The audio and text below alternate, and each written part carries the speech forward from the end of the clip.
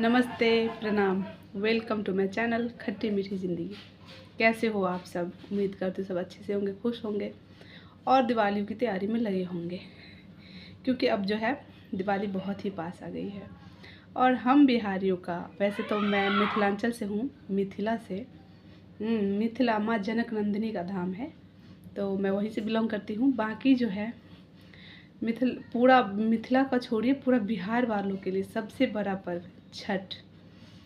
छठ पर्व वैसे तो सारे त्यौहार अपने आप में, यानी कि जितने भी हैं, चाहे दुर्गा पूजा हो, चाहे जितिया हो, चाहे चौड़चन हो, सब अपने आप में बहुत ही मायने रखते हैं। सब एक एक अलग ही मतलब उत्साह, एक अलग ही आनंद देते हैं। लेकिन छठ पर्व का तो बात ही अलग है। कार्तिक महीने के पक्ष शुक्ल पक्ष में षष्ठी के दिन ये जो है तिथि को मनाया जाता है। और 4 दिन वाला ये व्रत बहुत ही अनोखा और श्रद्धापूर्ण है। जितने भी माँ बहनें करती हैं इस व्रत को, वैसे हमारे यहाँ भी होता है। सबका अलग अलग रिवाज है। जैसे कि कहते हैं 25 किलोमीटर के बाद पानी बदलता है, 25 किलोमीटर के बाद रिवाज भी बदलते हैं। तो हम जैसे कि मिथिला से हैं, तो वहाँ पे कुछ और अलग नियम हैं और बाकी बिहार वालों के लिए अलग नियम है। आई होप सबके टिकट बन गए होंगे बिहार के, क्योंकि जो भाई एक कनेक्शन है, इससे एक कनेक्ट लोग हो जाते हैं कि भाई छठ पर्व आ रहा है। चाहे काम कोई भी हो, चाहे कोई बड़े से बड़े ऑफिसर हैं बिहार वाले, या फिर कोई नीचे से नीचे लेबर मिस्त्री है, सबके लिए बस एक चीज़ हो जाती है, गांव जाना। क्यों? छठ है और माँ छठ कर रही है। इस बात को लेकर के हमारी सरकार भी, अब हमारी जो बहुत सारे वो कर रहे हैं, योगदान दे रहे हैं कि बहुत सारी ट्रेन की सुविधा कर रहे हैं। उनके हित में जो है, उनके बस में जो है, जो भाई बिहार वालों को, बिहार वासियों को दिक्कत ना हो, कोई असुविधा ना हो, तो इसके लिए कर रहे हैं। बाकी तो कम लोग थोड़े ना है बाहर, मतलब दिल्ली मुंबई जितने भी लोग जहाँ भी रहते हैं, बहुत बिहारी भाई लोग रहते हैं और सबको जाना होता है। बहुत सारी बहनें भी जाती है, मैंने कई लोगों से सुना है। मुझे भी कहते हैं कि आप छठ में गाँव नहीं जा रहे हो, लेकिन हम नहीं जाती क्योंकि हमारी पूरी फैमिली इधर ही है, यहीं पे है दिल्ली में। तो बस हम तो भाई यही मना लेते हैं, क्योंकि अब पूरे देश में मनाया जाता है हर जगह। जो इस बार से हुआ ना, पहले तो नदी में, तालाब में होता था, और जब से कोरोना का प्रकोप हुआ और बहुत सारे लोगों ने जो मतलब छोटे छोटे पानी का पौंड बना के, कुंड बना के जो करने लगे हैं, तो उसमें बहुत सारे लोग खुश हैं और फैमिलीज इन्वॉल्व होती हैं। आसपास के 10 या 15 लोग या 15 घर के लोग जितने भी होते हैं, सब इन्वॉल्व होके सजा के बजा के कर लेते हैं। पहले तो ऐसा लगता था, मतलब अथाह था कि अगर तालाब नहीं है, तालाब में पानी नहीं है, तो छठ कैसे होगा। लेकिन कोरोना ने हमें ये भी सिखा दिया है।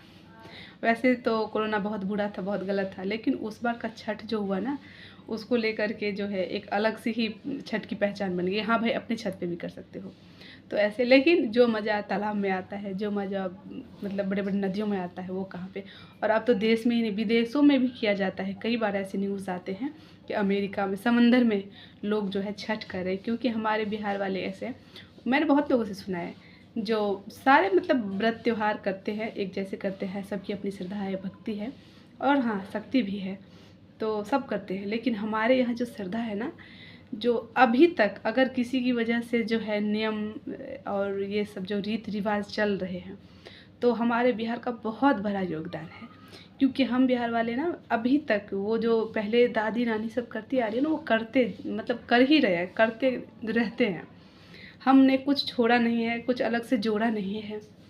हम जो है उसी तरह से मना रहे हैं जैसे वो लोग हमें छोड़ के गए थे। क्यों? क्योंकि देखो, जो है वो रिवाज वो है, और बहुत सारी चीज़ें नहीं होती है, दादी नानी नहीं, नई और पुरानी नहीं होती है, उनका बस रिवाज होता है। और रिवाज जितना पुराना हो ना, उतना अच्छा है। तो हम आज तक वही मनाते आ रहे हैं, और आगे भी अपने बच्चों को, आगे वाली जनरेशन को हम यही सिखा रहे हैं। तो हमारे यहाँ जो भी मतलब व्रत त्यौहार है, जो भी पूजा पाठ है, तो बहुत ही मतलब मायने रखता है। हमारे यहाँ आज भी जो भी पर्व होते हैं, सब में कोरी, यानी कि निखंड, हमारे यहाँ मिथिला भाषा में बोलते हैं निखंड। जो साड़ी को हमने कभी खंड ना किया हो, कभी तोड़ा ना हो, उनकी जो कोरी होती है ना, कभी तोड़ना नहीं, वो होता है निखंड।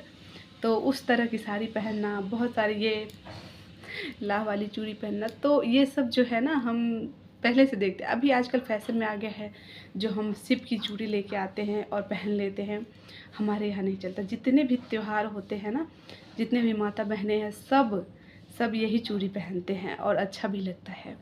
और हमारे यहाँ इसकी वजह से बहुत सारे रोज़गार भी चल रहे हैं।